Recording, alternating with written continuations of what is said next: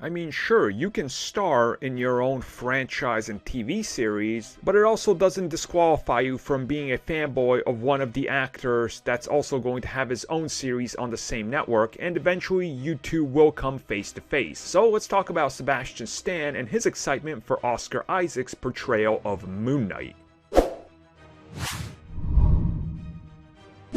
I think pretty much everybody can agree that getting Oscar Isaac as Moon Knight is a great get for Marvel Studios and Kevin Feige, specifically after he expressed some, let's say, unwillingness to ever work for Disney again. So whatever they said for Moon Knight, whatever they pitched, and whatever Kevin Feige dropped in his lap that was a giant sack of money, probably was a good incentive. But with that in mind, The Falcon and the Winter Soldier continues to play on Disney+. We have episodes to go. And when it comes to one of the upcoming series, we know that Moon Knight will be shooting this year. So recently, during the press round, Sebastian Stan was asked about the future of the MCU, things he's excited to see, and possibly who he's excited to share the scene with. And he talked about Moon Knight. That's the first thing he said.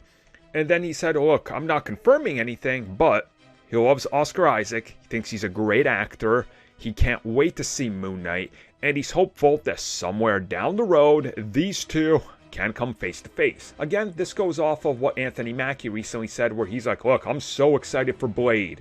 I hope to team up with Blade. I would love to be in that movie. Again, you know, down the road, we're going to get to that scenario. We're going to get Moon Knight to team up with the rest of the hero. There could even be cameos. We don't know what they're planning, but it does make sense. And Sebastian Stan, you can tell that through interviews and media rounds and all that. He's a legit fan of this franchise. He understands that it got him where he is now. It's his big gig.